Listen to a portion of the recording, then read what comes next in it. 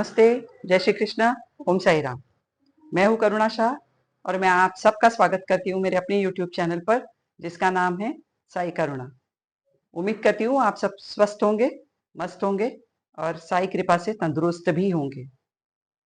याद है आपको पिछले वीडियो के अंत में मैंने आपसे कहा था कि साई बाबा दोबारा शिरडी में कैसे प्रकट हुए, उसकी कथा आज हम लेंगे।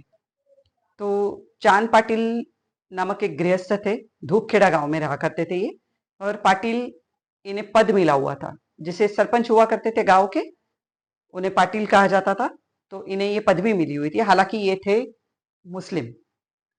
तो एक बार वो सिंधोन बिंदोन नामक जंगल से गुजर रहे थे, तो आम के झाड़ के नीचे एक बाल फकीर बैठे हुए इन्हें नजर आए। तो बाल फकीर ने उन्हें खुद सामने से आवाज लगाई कि इतनी धूप में कहाँ घूम रहे हो भाई, आओ थोड़ी देर बैठो। और वो आके बैठ गए उनके पास में। आ, थके हुए थे, वो आकर बैठे। तो साईं बाबा ने पूछा, तुम्हारी पीठ पर ये खोगीर किस चीज का है? खोगीर का मतलब हुआ करता था कि घोड़े के पीठ पर जो गद्दी बिठाई जाती है ना, उसे महाराष्ट्रियन लोग खोगीर बोलते हैं। तो ये किस चीज का है? तो उन्होंने बोला कि बाबा, 2 महीने पहले मेरी औरंगाबाद से लौटते हुए मेरी घोड़ी कहीं गुम हो गई है और वो मिल नहीं रही है। मैं उसे ढूंढते ढूंढते अब थक गया हूँ और ये उसी का खोगीर है। तो साईं बाबा उनसे कहते हैं कि तो दूर जाने की क्या आवश्यकता है? वो नाला आप तुमको दिख रहा है, झाड़ों के पार, वो नाले के पास तुम्हारी घोड़ी घास चर रही है। तो वो बहुत खुशी से फूले न समाये और वो दौड़े उस तरफ, और जाकर देखा तो सही में उनकी घोड़ी वहां पर घास चर रही थी। तो खुशी खुशी वो अपनी घोड़ी को लेकर साईं बाबा जहाँ बैठे थे वहां वापस आए। तो बाबा उनसे कहने लगे कि बैठो बैठो, थोड़ी देर बैठो, चिलिम पियो और फिर आगे बढ़ना। तो वो खुश तो बहुत हुए थे, उनकी घोड़ी 2 महीने से जो गायब थी वो उन्हें प्राप्त हुई थी। तो वो साईं बाबा के पास इत्मीनान से बैठ गए। अब चिलम जलाने के लिए उस जंगल में कहीं अग्नि तो थी नहीं, तो साईं बाबा के हाथ में एक चिमटा हुआ करता था। वो चिमटा उन्होंने वही जमीन में गाड़ दिया और जोर से ऊपर जब खींचा तो उसमें से एक जलता हुआ कोयला बाहर निकला उसमें से।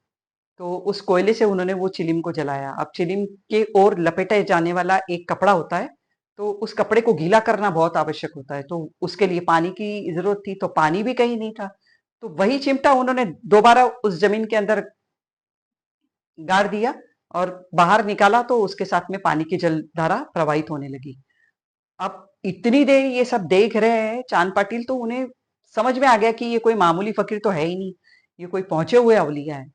तो वो जब निकलने लगे वहां से, तो उन्होंने साईं बाबा से कहा कि बाबा प्लीज आप मेरे साथ में चलिए खेड़ा गांव, और मेरे साथ कुछ दिन रहिए वहां पर, आप वहीं रहिए।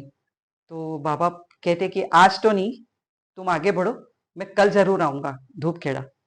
तो इस तरह से वो घोड़ी लेकर अपनी वहां से निकल लिए, खुशी खुशी निकल लिए। जब वो खेड़ा पहुंच भी गए, दूसरे दिन साईं बाबा सुबह सुबह सही में धूपखेड़ा गांव चले गए थे। अब ये सिंदोन बिंदोन जंगल की अभी मैं पहले एक बात बता दूं आपको, ये जो जलधारा प्रवाहित हुई थी वो आज भी वहां बह रही है। और वो आम का वृक्ष जहाँ साईं बाबा पहले चांद पाटिल को मिले थे, वहां पे भक्तों ने चरण पादुकाएं स्थापित की हुई है, और उसी के बाजू से वो झरना झरना बह रहा है। और कई लोग आज भी वहां जाते हैं दर्शनों के लिए, और उस झरने का पानी बोतल में भरकर अपने साथ अपने घर जरूर आते हैं धूपखेड़े गांव की तरफ। तो साईं बाबा वहां गए, और कहा जाता है कि साईं बाबा काफी दिनों तक धूपखेड़े गांव में रहे। वहां पर भी एक नीम का वृक्ष था, साईं बाबा अक्सर वहीं बैठा करते थे, और गांव के कई लोग भी उनके मुरीद बन गए थे, उनके भक्त बन गए थे।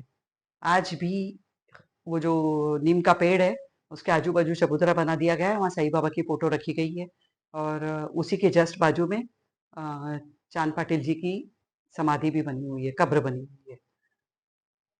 अब चांद पाटिल के यहाँ रहते रहते साईं बाबा काफी ग्रामवासियों में काफी प्रसिद्ध हो गए थे। वहां के लोग भी इनको बहुत चाहने लगे थे। अब क्या हुआ कि इनकी चांद पाटिल जी की बीवी है, उनके भांजे की शादी शिरडी के लड़की से तय हुई। तो इनकी 12 शिरडी आने वाली थी। तो चांद पाटिल जी ने बाबा से भी आग्रह किया कि बाबा आप भी बारात में शामिल हो जाइए, और चलिए हम लोग भी हम्म, शादी को अटेंड करते हैं। तो साईं बाबा उनके साथ चले आए। फिर ये बारात रुकी खंडोबा देवस्थान है, जो उस वक्त शिरडी के बाहर हुआ करता था, शिरडी गांव से थोड़ा बाहर हुआ करता था। वहां पे मालसापति जी की एक खेत था, उस खेत में इनकी बारात रुकी। तो बैल बंडी से बारात गई हुई थी, तो बैलगाड़ी से सब लोग उतरने लगे और अचानक मालसापति के सामने जब साईं बाबा आए, तो उन्होंने उनको आओ साई कहकर उनका स्वागत किया। तो बस वो दिन है और आज का दिन है, इनका नाम साई पड़ गया। असल में इनका नाम, असली नाम किसी को मालूम नहीं कि क्या था। बस मालसापति जी का नाम जो दिया हुआ था वो आज तक चले आ रहा है। साई, साई का मतलब होता है साक्षात ईश्वर। अब जब शादी नहीं पड़ गई, उसके बाद में चांद पाटिल जी ने फिर बाबा से आग्रह किया कि बाबा चलिए धूपखेड़ा चलते हैं। तब साईं बाबा नहीं गए उनके साथ में और शिरडी में रह गए और अंत तक वो शिरडी में ही बने रहे। तो मालसापति जी इन्हें लेकर फिर शिरडी गांव में आए। तो उस वक्त शिरडी गांव में उनको मानने वालों की संख्या, मैंने आपसे कहा था, मानने वाले लोग बहुत कम थे, उनको परेशान करने वाले लोग ज्यादा हुआ करते थे। तो मालसापति जी ने इनकी पहचान काशीराम शिंपी और आपा जागले से की हुई थी। अब होता ये था कि शिरडी जो गांव था, उसमें अनेक सत्पुरुषों का आना जाना, वारकरी पंथ जो हुआ करते थे उनका आना जाना अक्सर लगा रहता था। क्योंकि दक्षिण की तरफ जाने वाले जितने तीर्थ क्षेत्र होते हैं या पंढरपुर जाने वाला जो रास्ता होता था वो शिरडी से होकर गुजरता था। तो इन सत्पुरुषों के पैर हमेशा शिरडी में लगा करते थे। तो ये जो तीन थे, आपा जागले, काशीराम शिंपी और मालसापति जी, इन सत्पुरुषों की सेवा करने का काम इनकी ओर था। ये अपनी शक्ति और सामर्थ्य के अनुसार इनकी हमेशा सेवा किया करते थे। इन्हें भोजन कराना, इनकी अच्छी तरह से सेवा शिरडी में हो सके, इसका ध्यान ये लोग देखा करते थे। तो अब मालसापति जी ने और आपा जागले और काशीराम शिंपी जी ने साईं बाबा की ओर ध्यान देना चालू कर दिया और देखते देखते ये इनके परम भक्त बन गए। तो रहते रहते शिरडी के लोगों के अंदर इनकी भक्ति कब से जागी, उसका एक उदाहरण मैं आपको आज दूंगी। तो साईं बाबा को है ना दिए लगाने की बहुत शौक हुआ करता था। साईं बाबा को उजाला, तेजस्वी वातावरण, ये सब बहुत पसंद आया करता था। तो साईं बाबा क्या किया करते थे, उस वक्त तेलियों के पास, बनियों के पास जा जाके तेल लेकर आया करते थे और भिक्षा में, और उससे सारे द्वारकामाई में दिए जलाया करते थे। अब एक दिन इन लोगों ने तय कर लिया कि आज कोई भी साईं बाबा को तेल नहीं देगा, चाहे कुछ भी हो जाए। अब ये इन लोगों की प्लानिंग थी और वो दिन था महालक्ष्मी पूजन का, दिवाली वाला दिन। तो ऐसे में साईं बाबा को सबने मना कर दिया सिरे से कि नहीं, तेल नहीं मिलेगा, तेल नहीं मिलेगा। अब साईं बाबा ने क्या किया, वापस द्वारका माई में आए और जिस टीन पाट के बर्तन में वो तेल लाया करते थे, उस तेल में हार्डली एक छोट 2 मिनट का दिया जल सके इतना ही तेल मौजूद था। उन्होंने उसमें थोड़ा पानी मिलाया, उसको हिलाया और पी गए। समझ लीजिए कि ब्रह्मार्पण कर दिया उन्होंने वो। और बाद में इसी टीन पाट में उन्होंने पानी लिया और सारी दियों में पानी डाला है। और एक सूती कपड़ा हुआ करता था, उसको ऐसा गोल गोल घुमाकर उसकी बातियां बनाकर उन्होंने सारे दिए जला लिए और ये दिए सारी रात जले, सारी रात। अब ये सब तैयारी जब साईं बाबा की चालू थी ना, तो यही बनी है, यही तेली और शिरडी गांव के लोग जो इन्हें परेशान किया करते थे, वो द्वारका माई के बाहर आकर खड़े होकर सारा तमाशा देखने में लगे हुए थे कि अब तेल मना कर दिया, अब बाबा क्या करते हैं देखना है। पर जब वो रात भर दिए जले तो दांतों तले उंगलियां चबाली इन लोगों ने। और वो दिन है, उसके बाद साईं बाबा के भक्त दिन ब दिन, दिन ब दिन, दिन ब दिन बढ़ते गए, इसमें कमी नहीं हुई, उल्टा बढ़ते ही गए, सब समझ लीजिए। अब ये तेली और बनिए और शिरडी के ग्रामवासी डर तो गए ये सब देखकर कि ये क्या हो गया। मतलब हम पहचान नहीं पाए, इतने बड़े अवलिया थे ये, हम इन्हें परेशान कर रहे थे इतने दिनों से। पर सबने आके साईं बाबा से माफी भी मांगी। पर साईं बाबा किसी से कोई बैर भाव रखते नहीं थे, बहुत दयालु थे। उन्होंने सबको माफ कर दिया और एक माँ बाप जिस तरह से अपने बच्चों को संभालते हैं ना, उस तरह से साईं बाबा शिरडी के लोगों को या अपने तमाम भक्तों को संभाला करते थे।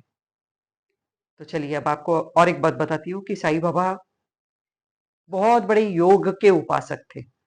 अब योग भी ऐसा कठिन योग जिसकी कल्पना भी करना हमारे लिए बहुत कठिन हो सकता है। और कहा जाता है कि इनके जो मुस्लिम फकीर गुरु थे ना, इन्होंने इनको सेलू गांव में एक किला हुआ करता था गांव के बाहर, वहां पर इनको योग की शिक्षा दी थी। तो इनका योग करने का तरीका किस तरह से हुआ करता था कि इनके शरीर के सारे पार्ट्स, हाथ अलग, पैर अलग, धड़ अलग, सर सर अलग, ऐसा अलग अलग पार्ट्स करके वो द्वारका माई के चारों कोने में देखने देखने को मिलते थे। तो एक बार एक आदमी आया, उसके लिए ये सब नया था। उसने देखा तो उसे लगा कि किसी दुष्ट ने आकर रात को साईं बाबा को मार दिया, और रात का समय था। वो भाग गया वहां से। उसको ऐसा लगा कि मैं अगर किसी को बताने जाऊंगा ना तो सबसे पहले मैं ही पकड़ा जाऊंगा, क्योंकि प्रथमदर्शी मैं ही हूँ। तो मैं पकड़ में आ जाऊंगा, तो वो वहां से भाग गया। अब कुतूहल दृष्टि से ये दूसरे दिन सुबह वापस आया कि अब द्वारका माई में क्या हो रहा है साईं बाबा के साथ, ऐसी घटना होने के बाद में वो देखने के लिए। तो उसने देखा पूर्ववत साईं बाबा अपने आसन पर बैठे हुए थे। तो उसको ये चीज से बहुत आश्चर्य का झटका लगा था। और फिर उसने ये बात सबको बताई कि कल मैं रात को आया था साईं बाबा के पास, तो मुझे इस तरह से साईं बाबा छिन्न भिन्न अवस्था में दिखे। और एक योग क्रिया साईं बाबा किया करते थे। अब शिरडी गांव के बाहर 1-2 किलोमीटर दूर एक पुराना कुआं हुआ करता था। उस कुएं पर दोपहर के टाइम साईं बाबा चले जाया करते थे, और अपनी पेट की आतड़ियां जो होती है ना, उसको उगल देते थे, मुंह के द्वारा बाहर निकालते थे। उसको अंदर बाहर दोनों तरफ से साफ सुथरा स्वच्छ धोकर, वहां एक जाम का पेड़ था, उस पेड़ पर वो उसको सुखा दिया करते थे। और थोड़ी देर बाद वो सूख जाने के बाद में वापस उसको निगल कर अपने प्लेस पे रख दिया करते थे। बड़े से बड़ा योग गुरु जो होगा आज की तारीख में, ये कर पाना संभव है उनके लिए। पानी के दिए जलाना संभव है। नीम वृक्ष जिसके नीचे गुरुस्थान है साईं बाबा का, साईं बाबा को बहुत प्यारा था ये। अपने गुरु का स्थान होने की वजह से उन्होंने उस पेड़ की नीचे की जितनी पत्तियां थी, सबको अपने चमत्कार से मीठा बना दिया था। ऊपर की पत्तियां कड़वी हुआ करती थी, नीचे की जितनी पत्तियां थी वो सब मीठी थी। और कई लोग उसको खा भी चुके हैं और टेस्ट भी कर चुके हैं, अब तक कर रहे थे। लेकिन अब क्या हुआ अचानक कि भक्तों का वो पेड़ के आसपास में घूमना और वो पेड़ को हार्म पहुंचाना, ये सब चलता रहा। वो क्या किया करते थे, जानबूझकर कोशिश करके वो पत्तियों को तोड़ने की कोशिश करने लगे थे। तो शिरडी साई संस्थान ने आज की तारीख में वहां पे पूरा नेट बिछा दिया है, ताकि वो झाड़ नेट से ऊपर चला गया है और वहां तक इंसान पहुंच नहीं पाता है अब। और नीचे गिरी हुई पत्तियां जो अगर मिल गई है, और बहुत बिरला कोई ऐसा इंसान होगा, बहुत भाग्यवान इंसान होगा, उसको वो पत्ती मिल जाती होंगी। बाकी अब वो पत्तियां वहीं की वहीं अटक जाती है।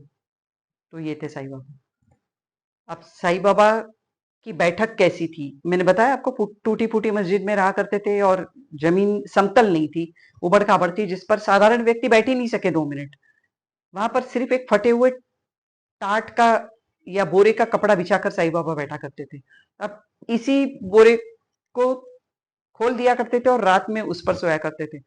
सर सिरहाने रखने के लिए कुछ भी नहीं था। एक ईंट थी उनके पास में, जो कुछ लोगों ने इनके गुरु को वो ईंट फेंक कर मारी। मारना वो साईं बाबा को चाह रहे थे, लेकिन वो ईंट साईं बाबा के गुरु को लगी थी, क्योंकि साईं बाबा को बचाने के लिए उनके गुरु बीच में आ गए थे। तो वो ईंट से उनका सर फूट गया था, और उसमें उनके गुरु का खून लगा हुआ था। तो साईं बाबा ने वो हमेशा सीने से लगा कर रखी थी ईंट, और वो ईंट के ऊपर ही योग किया करते थे, ईंट के ऊपर सर रख के सोया करते थे। और सबको बोल रखा था उन्होंने, ये ईंट जब तक है तब तक मैं जीवित हूँ। इस ईंट को जिस दिन कुछ हो जाएगा, तुम्हारा साई तुम्हारे बीच में नहीं रहेगा। और अंत में हुआ भी वही था। मैं आगे चलकर जब साई निर्वाण कथा आपको सुनाऊंगी ना, तो उसमें इसका उल्लेख जरूर रहेगा। तो इतना प्रेम उनको उस ईंट से भी असाधारण। चलिए अब मैं आपसे मिलती हूँ अगले वीडियो में एक नया टॉपिक लेकर। अगली बार हम बात करेंगे शिरडी के साई मंदिर के चढ़ावे के बारे में, शिरडी साई मंदिर जाकर दर्शन करने की महिमा के बारे में, और उसके बाद हम बात करेंगे साईं बाबा की भिक्षा के बारे में। तो आज का वीडियो यही समाप्त करती हूँ। उम्मीद है आपको वीडियो पसंद आया होगा, और अगर आपको पसंद आया होगा तो आप लाइक शेयर सब्सक्राइब जरूर करेंगे। और कमेंट सेक्शन में जाकर ओम साई राम लिखना बिल्कुल ना भूले। साई की कृपा पाना है, ओम साई राम बोलते जाइए और ओम साई राम लिखते जाइए। मिलती हूँ आपसे अगले वीडियो में बहुत जल्द। ओम साई राम।